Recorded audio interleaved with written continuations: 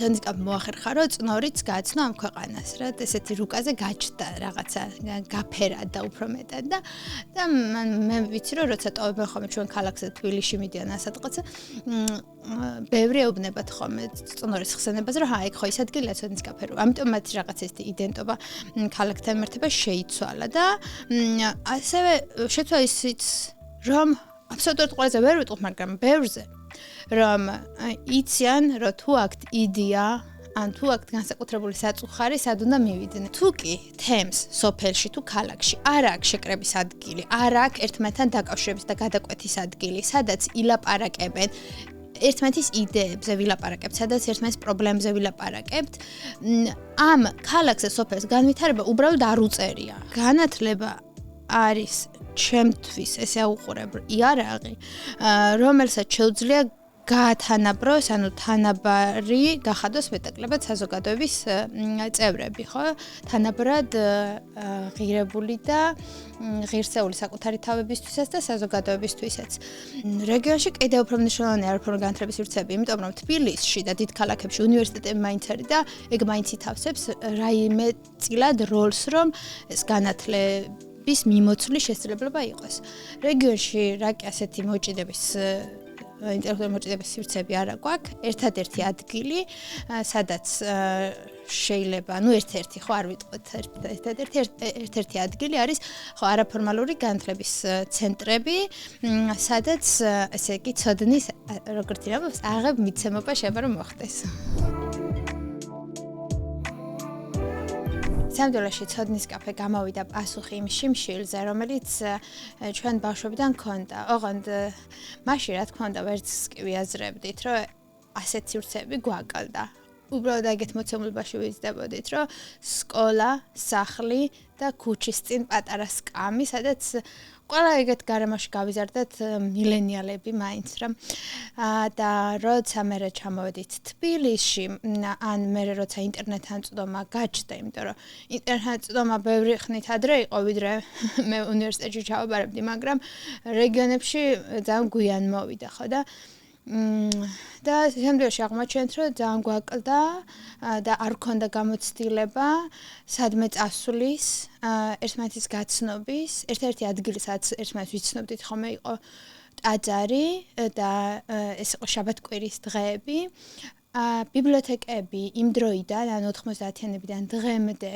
თითქმის უცვლელი ფორმით არის წნორშიც და ყველგან შეკრების სივრცე მართლა არ არსებობს, აი ბუკვალურად არ არსებობს, აი სადაც შენი უბნის იქით სხვა უბნელებს გაიცნობ და ელაპარაკები, სადაც სხვა ქალაქიდან მოსულებს, სხვა ქვეყნიდან მოსულებს შეხვდები და მე მახსოვს როგორი რაღაცა შოკის მომგვრელი იყო სიღნაღში, წნორის გვერდზეა, როცა პირველად ჩამოვიდნენ უცხოელები და რაღაცა სხვა სამყაროსთან კავშირი მაშინ გაჩნდა პირველად, რა თქმა უნდა, ოღონდ ეს არ იყო სტრუქტურიზებული არც რამდენად განათლებაზე მიბმული. ხო და ცოდნის კაფე და თქვით რომ გავაკეთოთო გამოვიდა რომ ისეთი მრავალფუნქციურია რომ ჩამოვთვლი ხოლმე მეც ვფიქრობ რომ მე მგონი მაგრამ ყველაფერი ჩავტენეთ ამ სივრცეში რაც გვაკლდა და ბოლოს გამოვიდა რომ ცოდნის კაფე აერთიანებს მულტიმედია ბიბლიოთეკას ხო ქართულ და ინგლისურენოვან ბიბლიოთეკას რაც გვაკლდა და რაც ხომეთ განსაკუთრებით მაკლდა ესე იგი არაფორმალური განათლების სივრცეს, ეკოთახს, სახელოვნებო რეზიდენციას, საერთო სამუშაო სივრცეს და ასევე წიგნის მაღაზიას დაერთიანებს. კაფეს, იმიტომ რომ თავისუფლება გვესმის ჩვენ ესე, რომ თავისუფლება არის ბევრშრიანი, მათ შორის ეკონომიკური თავისუფლება არის ძალიან მნიშვნელოვანი და ცოდნის კაფე სრულად რომ იყოს საკუთარ თავზე დაყუტებული, ამისთვის მნიშვნელოვანია მას ქონდეს თავისი შემოსავლები და ამიტომ გადავწყვეტეთ, რომ კონდეს წიგნის მაღაზია და კონდეს სამომავლოდ მცირე კაფე, რომელიც თავის თავს ასე შეინახავს და სოციალური მისიის წარმოებას გაუმკლავდება. მრავალფეროვანი განწყობები იყო მოსახლეობაში და ძალიან ნორმალურია ეგ, იმიტომ რომ ცოდნის კაფე იყო აბსოლუტურად არაფრის მსგავსი იდეა და როცა ძალიან ახალი რამე შემოდის ხოლმე ჩვენ ცხოვრებაში, ყოველთვის ესე უყურებს რა დაკვირვებულის გემო მოყვება სულ ამ პროცესში და მაგიტომ მე მახსოვს ხალხი თავიდან ჩვენი თანაქალაქელები რომლებიც მოდიოდნენ და გვეკითხავდნენ რა გჭირდებათ და მოქონდათ რაღაცა თავისი ასაცვლის რაღაცა საკიდებით რა გემასხოვება ჭიქები თაროების ფულსკაზრონ რაღაცა მაგრამ იყო ხალხი რომელიც ესე მახსოვს შუშებიანი შენობა იყო პირველი ეს დროებითი ნაქრევის სივრცე და ესე იყურებოდა მოჭიდული თვალებით ძალიან მადლიერები ვართ რომ ინტერნეტის ეპოქაში ვართ და მადლები ვართ ზუკერბერგის, იმიტომ რომ თავიდანვე სოციალურ მედიას ცოდნის კაფე ძალიან კარგად იყენებდა და ვწერდით ხოლმე ყველაფერს, რაც გვაკლდა. ლისტი ქონდა ესეთი ჩამონათვალი, რომ ეს გვაკლია და თანამოქალაქეებისთვისაც ადვილი იყო, რომ ის მოეტანათ, რაც გვაკლდა იმ დროს მაგალითად და ხო ზოგი ერთვებოდა ეს მატერიალურად, ზოგი თავისი დროით, ზოგი თავისი კონტაქტებით, მართლა მრავალფეროვანი იყო და დღემდე არის ცოდნის კაფის შექმნაში მონაწილეობის ფორმა. ცოდნის კაფე მოახერხა, რომ წნორიც გააცნო ამ ქვეყანას, რა, ესეთი რუკაზე გაჩნდა რაღაცა გაფერად და უფრო მეტად და მე ვიცი რომ როცა ტოვებენ ხოლმე ჩვენ ქალაქზე თბილისში მიდიან ასადღაცა ბევრი ეუბნებათ ხოლმე წნორის ხსენებაზე, რომ აი ხო ის ადგილია ცოდნის კაფე, ამიტომ მათი რაღაც ეს იდენტობა ქალაქთან მიმართება შეიცვალა და ასევე შეცვალა ისიც რომ აბსოლუტურად ყველაზე ვერ ვიტყვი, მაგრამ ბევრზე რომ იციან, რომ თუ აქვთ იდეა, ან თუ აქვთ განსაკუთრებული საწუხარი, სად უნდა მივიდნენ. ეგ ძალიან მნიშვნელოვანია მოქალაქეობრივი უსაფრთხოებისთვის. რეგიონში კიდევ უფრო მნიშვნელოვანია არაფორმალური განათლების სივრცეები, იმიტომ რომ თბილისში და დიდ ქალაქებში უნივერსიტეტები მაინც არის და ეგ მაინც ითავსებს რაიმე წილად როლს, რომ ეს განათლების მიმოცვლის შესაძლებლობა იყოს. რეგიონში რა კი ასეთი მოჭიდების ინტელექტუალური მოჭიდების სივრცეები არა გვაქვს. ერთადერთი ადგილი, სადაც შეიძლება, ერთ-ერთი ხო არ ვიტყვით, ერთ-ერთი ადგილი არის ხო არაფორმალური განათლების ცენტრები, სადაც ესე იგი ცოდნის როგორც ირაბოს აღებ მიცემობა შეიძლება რომ მოხდეს. თუ კი თემს სოფელში თუ ქალაქში არ აქვს შეკრების ადგილი, არ აქვს ერთმანეთთან დაკავშირების და გადაკვეთის ადგილი, სადაც ილაპარაკებენ ერთმანეთის იდეებზე ვილაპარაკებთ, სადაც ერთმანეთის პრობლემებზე ვილაპარაკებთ. ამ ქალაქზე სოფელს განვითარება უბრალოდ არ უწერია, ხო შეუძლებელია. და მით უმეტეს თუ კი არ მოხდა აქ ამ სოფელსა ჩვენ სოფელსა ქალაქში დაგროვილი ცოდნების გადაცემა და ახალი ცოდნების შემოშვება რაღაც ადგილი თუ არ არსებობდა, რაც არ უნდა ბევრი ფული კონდეს რომელიმე ქალაქს ან სოფელს, ანუ მისი სულიერი კულტურული და საგანმანათლებლო ცხოვრება ყოველთვის იქნება გამომშრალი და აი განათლების აი კერის გარეშე, სადაც ხო ადამიანები თავის ცოდნას, სხვის ცოდნას აშენებენ და პირიქით, ხო?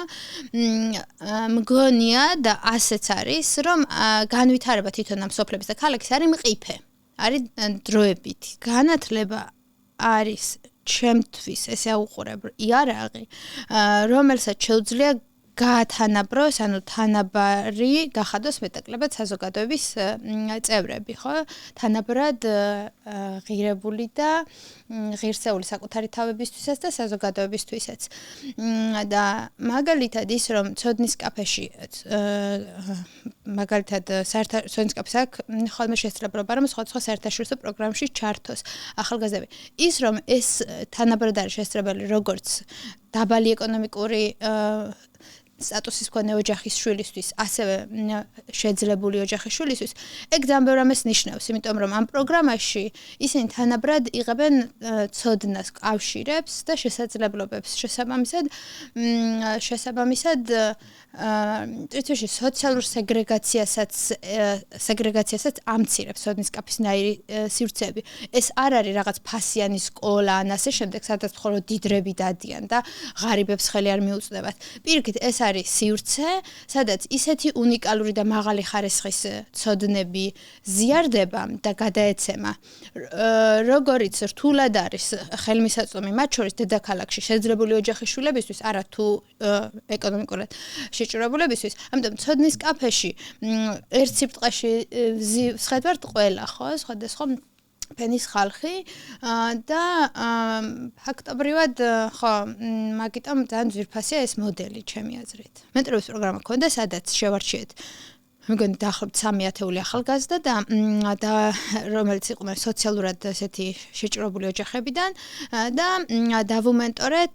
პროფესიულად ეს კარიერულ მაღალ საფეხურზე ყოფი ხალხი. ისინიც მოხალისეობრივად დაახლოებით 3 თუ 4 თვიანი იყო ეს პროგრამა და ამ პროგრამის დასრულების მერე უმეტესი მათგანი ურთიერთობას, ადამიანურ ურთიერთობას და ისედაც კარიერულ ნაწილში ურთიერთობას